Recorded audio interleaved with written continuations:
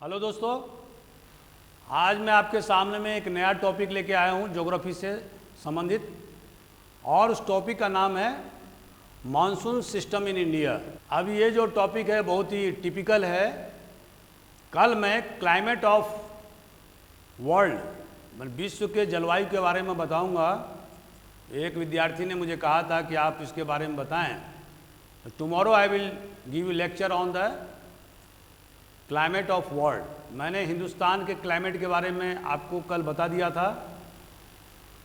अब जो है वो आज जो मैं बताऊंगा, ये सेकंड पार्ट है, वो है मॉनसून सिस्टम इन इंडिया। जैसा कि आप जानते हैं कि हमारे देश की जो अर्थव्यवस्था है वो पूरी तरह से मॉनसून पर आधारित है। हालांकि हमने आज़ादी के बाद से बहुत ज़्यादा एरिया में इरिगेशन किया है, सिंचाई के साधन किए हैं, लेकिन अभी भी हमारा 45% जो कल्टिवेबल एरिया है वो अनइरिगेटेड है, मतलब असिंचित भूमि है। तो अगर मानसून नहीं सही ढंग से काम नहीं करेगा हिंदुस्तान में तो पूरे इलाके में अकाल हो जाएंगे, ड्रॉट हो जाएगा, भूखमरी की समस्या आ जाएगी। और वैसे भी वाटर लेवल बढ़ाने के लिए, वाटर टेबल बढ़ाने के लिए बारिश का होना जरूरी है। अगर मानसून फेल हो जाए, बारिश हिंदुस्तान में एकदम ही नहीं हो, तो फिर ग्राउंड वाटर भी धीरे धीरे खत्म हो जाएगा। लेकिन मानसून की सबसे बड़ी जो विशेषता है हिंदुस्तान में वो है इरेटिक, इरेगुलर, अनियमित होना। अगर आप पिछले 50 साल का मानसूनल रेनफॉल को अगर आप एवरेज निकालेंगे तो आपको इसके बारे में पता लग जाएगा कि कभी ज़्यादा बारिश होती है, कभी कम होती है। लेकिन फिर भी हमारे जो किसान, जिनकी तादाद 47% है, वो खेती पर आधारित हैं और उनके जीविका के साधन खेती ही है। तो कहीं बारिश यहाँ बहुत ज़्यादा होती है, कहीं बहुत कम होती है, कहीं एकदम ही कम होती है। ये सारी समस्याएं हैं। लेकिन मानसून हमारे अर्थव्यवस्था की रीढ़ है, इसके बिना हमारा काम नहीं चल सकता है। सबसे बड़ी बात है कि मानसून जो है वो 2-3 महीने के लिए होता है। अगर दक्षिण भारत के कोरोमंडल कोस्ट को अगर छोड़ दिया जाए, तमिलनाडु के कोरोमंडल कोस्ट को छोड़ दिया, जो मैं कल के लेक्चर में बताया था, तो हमारा जो मानसून का पीरियड है वो 3 महीना ही रहता है। मतलब जुलाई, अगस्त, सितंबर, ये पीक आवर है मानसून का, मतलब सीजनल है, ये सालों भर नहीं चलता है। और जब मानसून रिट्रीट होता है तो नवंबर दिसंबर महीने में तमिलनाडु के कोरोमंडल कोस्ट में बारिश होती है, और जिसके कारण से कावेरी नदी में जल भराव होता है, उसका बेसिन पानी से भर जाता है। लेकिन बाकी जगह सिर्फ और सिर्फ 3 महीने के लिए बारिश होती है। अब जैसे कि आप मानसून वर्ड देखते हैं, ये एक्चुअली में ये अरबिक वर्ड है, मौसम। मौसम से मानसून निकला है, और अंग्रेजों ने हिंदुस्तान से इस वर्ड को एग्जैक्टली अंग्रेजी भाषा में शामिल कर ली। तो मानसून, ये मानसून की उत्पत्ति कैसे हुई, इसके रीज़न क्या है, ये क्यों डेवलप होता है, इसके बारे में वैज्ञानिकों ने बहुत रिसर्च किए हैं। लेकिन अभी भी इसके बारे में निश्चित रूप से नहीं कहा जा सकता है कि मानसून की उत्पत्ति क्यों होती है। सबसे पहले 1686 में हेले ने, जो ज्योग्राफर थे, उन्होंने ये अवधारणा किया था कि गर्मी के महीने में जब बहुत ज़्यादा हिंदुस्तान में मई, अप्रैल और मई के महीने में गर्मी पड़ती है, तो उससे गंगेटिक प्लेन में और नॉर्दर्न इंडिया के अधिकांश हिस्से में लो प्रेशर ग्रेडियंट का निर्माण होता है, और जिसके कारण समुद्र से हवा आती है जो मॉइस्ट लेडन होती है, जो नमी युक्त होती है। क्योंकि आप जानते होंगे कि वाटर का हीटिंग और लैंड के हीटिंग दोनों में अंतर है। लैंड की हीटिंग जो गर्म होता है वो जल्दी होता है। वाटर में पानी का जो हीटिंग का जो गर्म होता है उसको टाइम लगता है। तो दोस्तों, मॉनसून की उत्पत्ति के बारे में सबसे पहले ज्योग्राफर हेले ने बताया था, और उनका जो थ्योरी था वो था differential heat of the land mass and सी।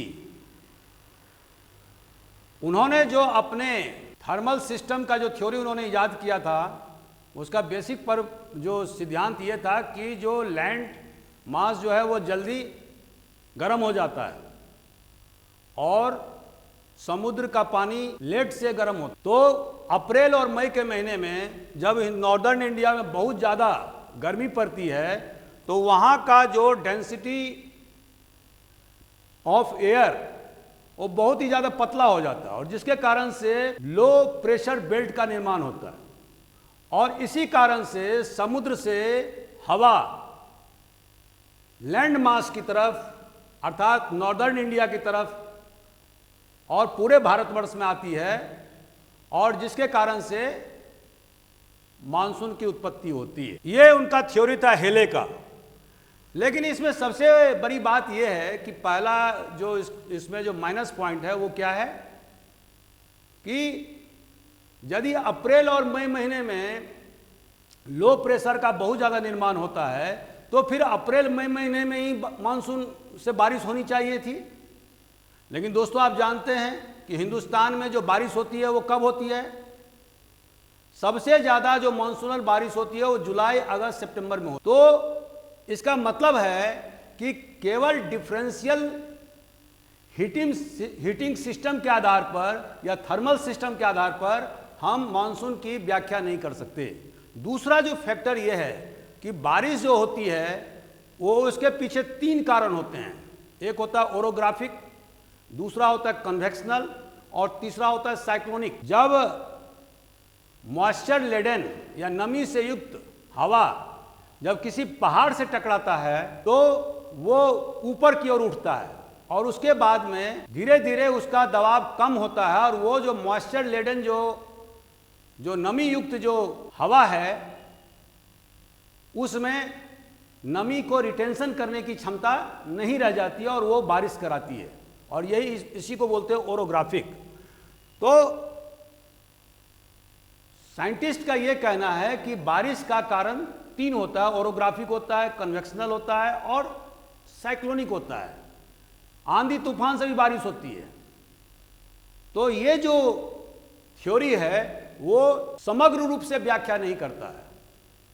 तो वैज्ञानिकों ने जो हेले का जो थ्योरी है उसको उन्होंने पूरी तरह से तो रिजेक्ट नहीं किया, लेकिन उन्होंने उसको एक हिस्सा माना। अब जैसे कि आप देखते हैं कि जो लेटेंट हीट जो नीचे से ज़मीन जब तपता है उसके साथ में वो अपने साथ में वेपर का निर्माण भी करता है, और वो माने वाष्प, और वो एटमॉस्फेयर में फैलता है, उससे भी बारिश होती है। तो ये जो differential theory of differential thermal system of monsoon theory जो उन्होंने हेले ने बताया, उसको बाद के साइंटिस्टों ने रिजेक्ट कर दिया। लेकिन एक पॉइंट रखा, और वो पॉइंट क्या था कि differential heating and cooling of the huge land mass of Asia and Indian and Pacific ocean, इसको उन्होंने रखा कि इसके कारण से भी जो लो प्रेशर का निर्माण होता है। तो लो प्रेशर का जो थ्योरी है उसको एक रखा, लेकिन दूसरा जो पॉइंट है वो जो सबसे ज़्यादा जो मानसून में जो इफेक्ट करता है वो है role of Tibet and Himalayas as a source of barrier and source of high level of heat. जैसा कि दोस्तों आप जानते हैं कि जो प्लेटो तिब्बत का प्लेटो है नॉर्थ हिमालयाज, वो पश्चिम में करीब 600 किलोमीटर चौड़ा है और पूरब में 1000 किलोमीटर चौड़ा है। ये बहुत बड़ा बेल्ट है, और इसकी जो लंबाई है वो 2000 किलोमीटर है। तो ये जो तिब्बत और हिमालय जो है, एक तो बैरियर का काम करता है, माने रुकावट का काम करता है, और दूसरा हाई लेवल ऑफ हीट। ये जो अप्रैल और मई महीने में वो जबरदस्त गर्मी पैदा करता है, ये वाला एरिया। अगर मान लीजिए तिब्बत का हिमालय का प्लेटो नहीं होता तो क्या होता, मानसूनल जो हमारा जो ये जो हवा चलती वो सीधे जाकर के साइबेरिया तक पहुंच जाती, रसा तक पहुंच जाती, और हिंदुस्तान में कोई बारिश नहीं होती। तो साइंटिस्टों का ये कहना है कि जो तिब्बत का प्लेटो है और जो हिमालय जो बैरियर के रूप में काम कर रहा है, वो दो काम करता है। एक तो बैरियर में उसको अवरोध पैदा करता है, और दूसरा जबरदस्त गर्मी पैदा करता है। एक फैक्टर तो उन्होंने ये बताया, और दूसरा ये बताया circulation of upper air jet stream in the troposphere. जैसा कि दोस्तों आप जानते हैं कि ट्रोपोस्फियर के, जैसे कि मैंने आपको कल बताया था, ट्रोपोस्फियर, स्ट्रेटोस्फियर, और ये ट्रोपोस्फियर लगभग जमीन से 15 किलोमीटर ऊपर तक ट्रोपोस्फियर होता है।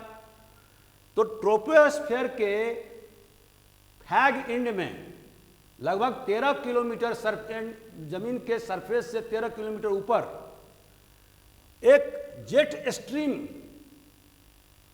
स्ट्रीम बोलते हैं, ये पश्चिम से पूरब की तरफ, और ये तिब्बतन प्लेटो पर ये बहती है, और ये इसको बोलते हैं सेंट्रल एशिया से, और ये जो है वो वेस्टर्ली विंड माने पश्चिमी हवा बहती रहती है, और इसका जो एरिया है बहने का वो समानांतर तिब्बत प्लेटो को बहती है।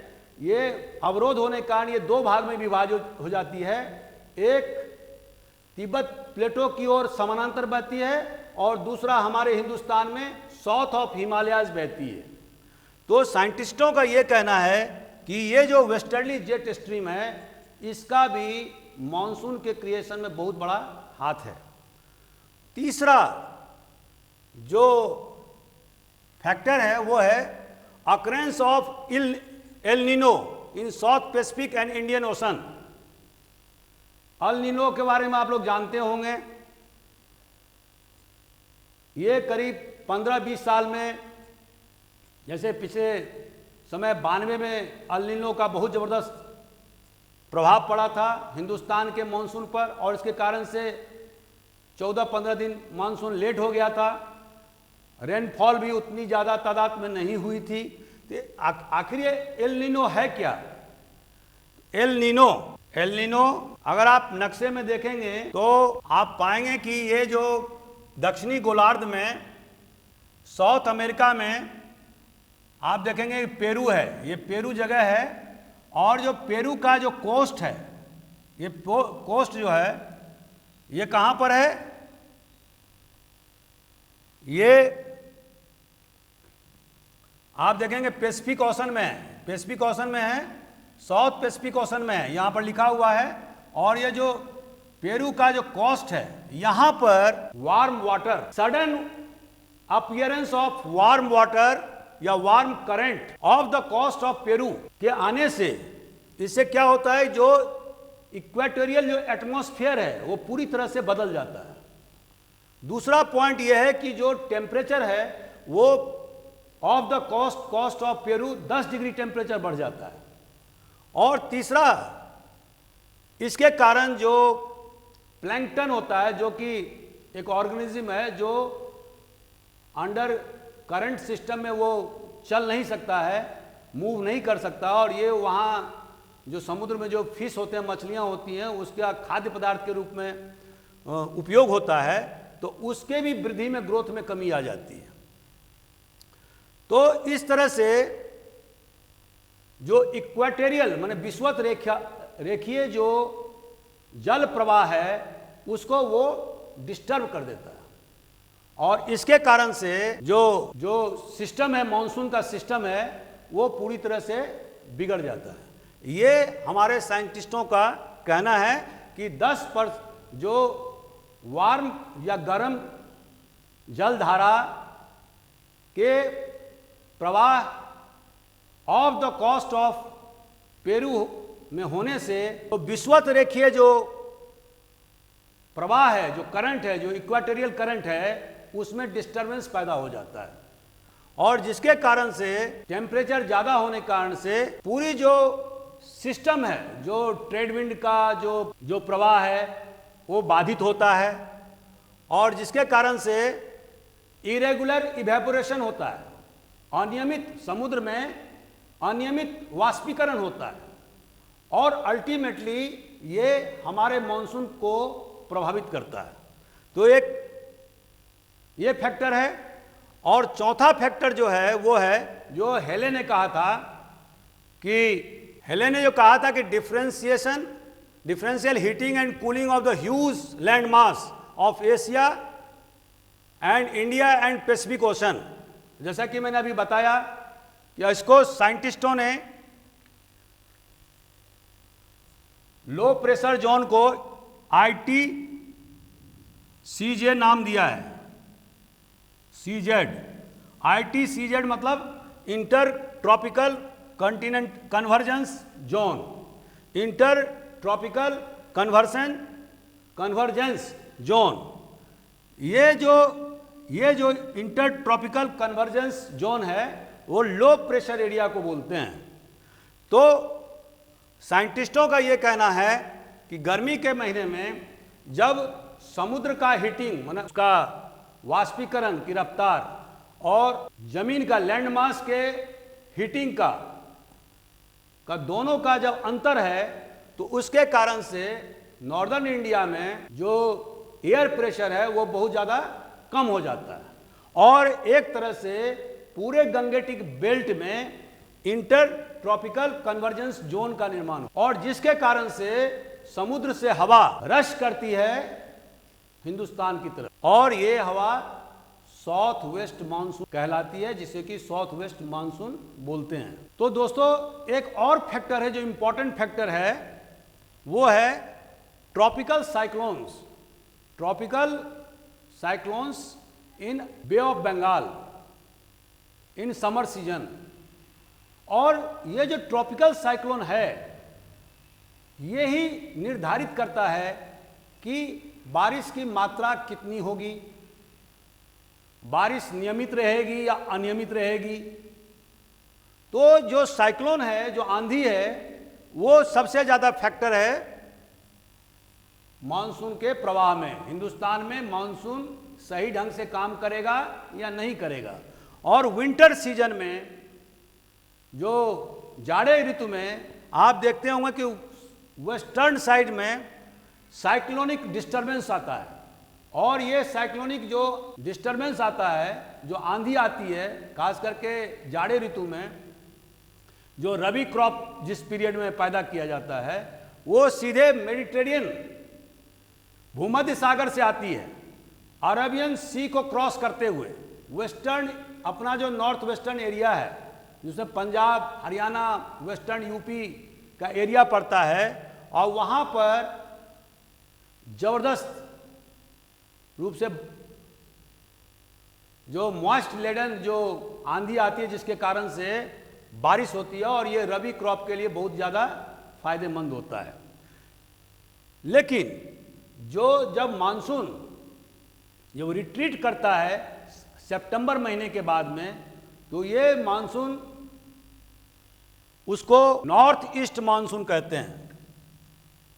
और ये नॉर्थ ईस्ट मानसून सबसे ज़्यादा जो है वो चूंकि बंगाल की खाड़ी को भी क्रॉस करता है तो इस कारण से कोरोमंडल कोस्ट पर भारी बारिश कराती है। वो नवंबर और अक्टूबर से लेकर दिसंबर के बीच में बारिश होती है। अब दोस्तों मैं ये बताना चाहता हूँ कि मानसून जो हमारे देश में आती है उसके दो प्रकार हैं और पहला जो प्रकार है वो है अरेबियन सी।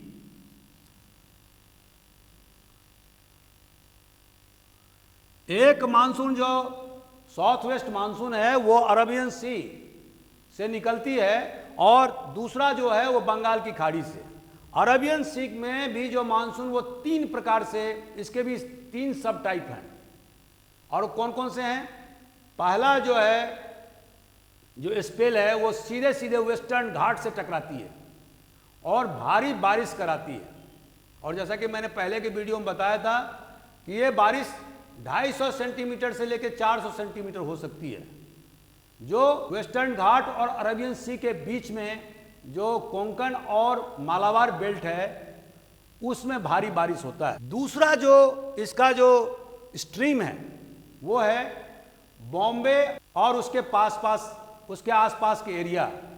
और ये बॉम्बे, दूसरा जो इसका जो टाइप है अरबियन सी के मानसून का, वो है मुंबई कोस्ट। और ये ताप्ती नदी के मुहाने से और नर्मदा नदी के मुहाने से होता हुआ सीधे जो है महाराष्ट्र और मध्य प्रदेश में सतपुरा और विंध्याचल जो वैली है, इसमें बीच में भारी बारिश कराती है।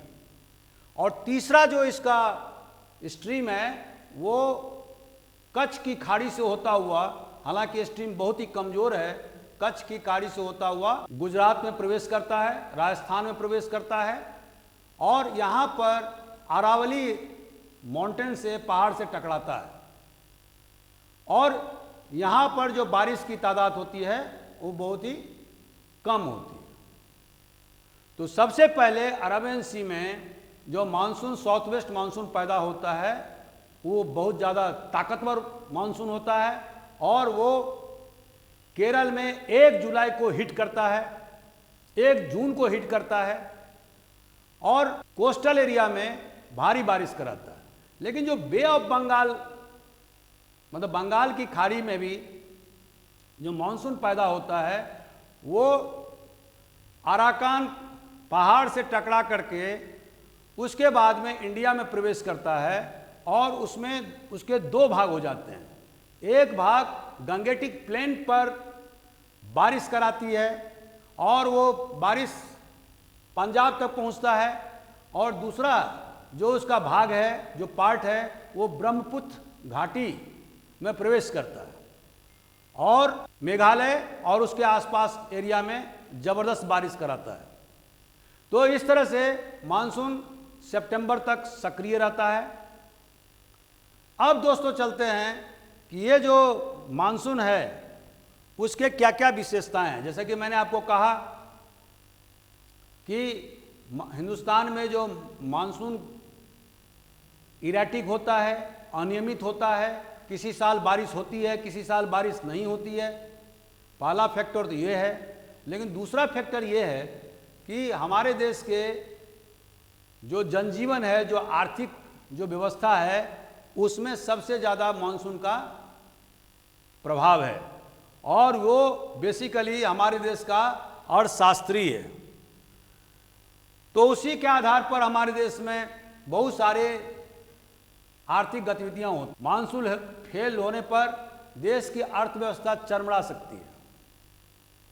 मानसून की एक विशेषता और भी है कि ये बारिश, अगर आप देखेंगे गंगेटिक, लोअर गंगेटिक प्लेन में जो साउथ वेस्ट मानसून है वो बहुत ज़्यादा बारिश होती है, लेकिन धीरे धीरे जब वो पश्चिम की तरफ बढ़ता है तो पंजाब में आते आते 75 सेंटीमीटर एनुअल रेनफॉल रह जाता है।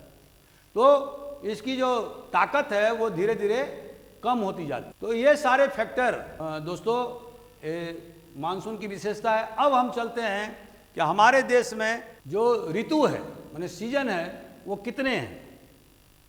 तो जैसे कि आप देखते हैं कि जो वर्षा ऋतु सबको मालूम है, जो जुलाई अगस्त सितंबर का महीना होता है वो वर्षा ऋतु का होता है। गर्मी का जो महीना है वो मुख्य रूप से हमारे यहाँ जो समर सीजन है वो अप्रैल मई जून का महीना है। जो बसंत ऋतु है वो फरवरी मार्च का पीरियड है और जो शरद ऋतु है वो नवंबर दिसंबर का महीना जो है ना, उसको शरद ऋतु बोलते हैं। तो इस तरह से हमारे यहाँ ऋतु का विभाजन हुआ है। तो मैं समझता हूँ कि जो आज का जो इम्पॉर्टेंट जो लेक्चर है वो हमारा मॉनसून सिस्टम पर था। एक चीज और मैं आपको बता देना चाहता हूं, जो हिंदुस्तान के मॉनसून का एक बहुत बड़ा एक और विशेषता होता है, वो क्या है कि जहां पर बहुत ज्यादा बारिश होती है वहां पर वेरिएबिलिटी मतलब विभिन्नता भी बहुत कम होती है।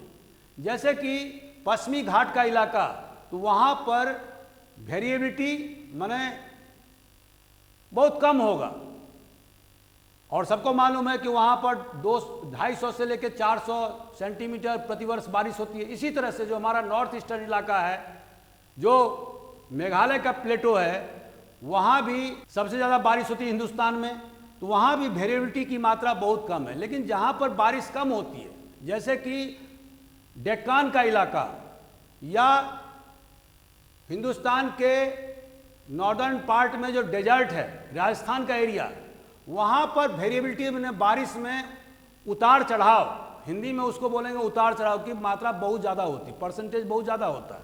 अब कोई वेरिएबिलिटी को फार्मूला निकालने के लिए जो कल मैंने बताया था वो क्या है, कोएफिशिएंट ऑफ वेरिएबिलिटी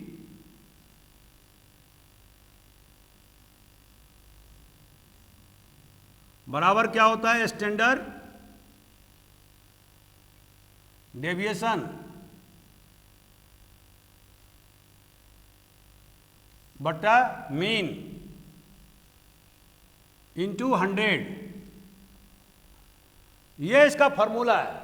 तो मान लीजिए कि उतार चढ़ाव को नापने का क्या तरीका है, तो आप देखेंगे कि स्टैंडर्ड डेविएशन मतलब क्या होता है और मीन मतलब क्या होता है। मीन मतलब औसत।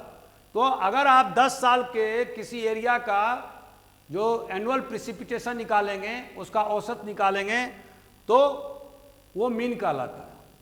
और स्टैंडर्ड डेविएशन कैसे हुआ, तो मान लीजिए कि पंजाब में जो एनुअल प्रिसिपिटेशन है या एनुअल रेनफॉल है, जो सालाना जो बारिश होती है पिछले 10 साल में देखा गया है, वो है 75 सेंटीमीटर प्रतिवर्ष। अगर मान लीजिए पंजाब में 50 सीएम ही बारिश होती है, मान लीजिए 30 सीएम ही बारिश होती है किसी साल में, या मान लो 2020 में, तो इसका कोएफिशिएंट ऑफ वेरिएबिलिटी कैसे निकलेगा। मान लीजिए 40 सीएम बारिश होती है और जो मीन है वो 75 सेंटीमीटर है 10 साल के बारिश का, तो गुना 100, इसके बाद में इसको काटेंगे 20 8 160 बटा 3, 3 5 15, 3 5 15 और 1 पर 10, 3 3 9, ये 53% का डिफरेंस आया। तो इसका मतलब जो 2020 में जो पंजाब में जो बारिश हुई है, उसमें जो उतार चढ़ाव जो आया है वो 53% का डिफरेंस है, क्योंकि स्टैंडर्ड डेविएशन मतलब 40 सीएम ही बारिश हुई, और जो मीन है मतलब औसत जो वहाँ बारिश होता है वो 75 सेंटीमीटर होता है, इंटू 100 किया तो डिफरेंस कितने का आया, 53% का, 53% का। This is called coefficient of variability. तो हिंदुस्तान में देखा गया है कि जैसे पेनिनसुलर इंडिया है, वहाँ पर उतार चढ़ाव की जो मान है वो बहुत ज़्यादा है। इसके अलावा जो पश्चिमी जो हमारा राजस्थान का इलाका है, वहाँ भी उतार चढ़ाव का जो प्रतिशत है वो बहुत ज़्यादा है। कभी वहाँ पर 30 सेंटीमीटर बारिश होती है, कभी वहाँ पर 5 सेंटीमीटर बारिश होती है, और जैसलमेर में तो कभी कभी बारिश होती ही नहीं है। तो इसके कारण से आप देखेंगे कि जो पूरा डेक्कान एरिया जो है और जो राजस्थान का पश्चिमी हिस्सा है वो, और कुछ हिस्सा गुजरात के भी, वो अक्सर सूखा के चपेट में रहता है। लेकिन कुछ एरिया ऐसे हैं जहां पर कि इतनी ज़्यादा बारिश होती है कि हमारे देश में बाढ़ का प्रकोप हो जाता है और लाखों करोड़ों रुपए के नुकसान होते हैं। जैसे वो एरिया क्या है, जो मिडिल गंगेटिक बेसिन का इलाका है, मतलब बिहार का इलाका जो है, और जो वेस्ट बंगाल का जो लो बेसिन का इलाका है। जैसे कि आपको पहले के लेक्चर में मैंने बताया कि वहाँ पर नदियों की बाढ़ है उत्तर भारत में, और जिसके कारण से बारिश इतनी ज़्यादा हो जाती है और बेसिन में इतना ज़्यादा बारिश का जमावड़ा हो जाता है, उसका वॉल्यूम इतना ज़्यादा बढ़ जाता है कि वो फ्लड का शक्ल अख्तियार कर लेता है।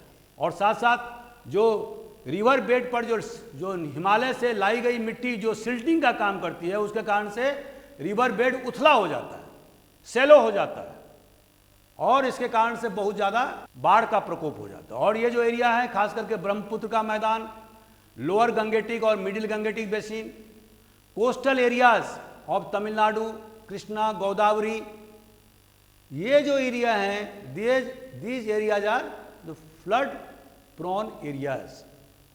तो दोस्तों, मैंने आज आपको बहुत सारे मॉनसून के बारे में बताया। हम अगले वीडियो में कल हम आपको बताएंगे क्लाइमेट ऑफ वर्ल्ड, विश्व का जलवायु क्या है, इसके बारे में हम बताएंगे। तो आप तैयार करके रखिएगा और कल हम आपसे पुनः मुखातिब होंगे। हमारा इसके बाद में अभी लेक्चर होगा जनरल साइंस पर, और इसके ठीक बाद मेरा हिस्ट्री पर, मॉडर्न इंडिया पर एक लेक्चर होगा। तो 6 बजे से 6:15 बजे हमारा वो लेक्चर होगा। अगर आप सुनना चाहेंगे तो बेहतर होगा कल, लेकिन मेरा इसी पीरियड में 2 बजे से लेकर 4 बजे तक क्लाइमेट ऑफ वर्ल्ड पर होगा व्याख्यान। Thank you very much.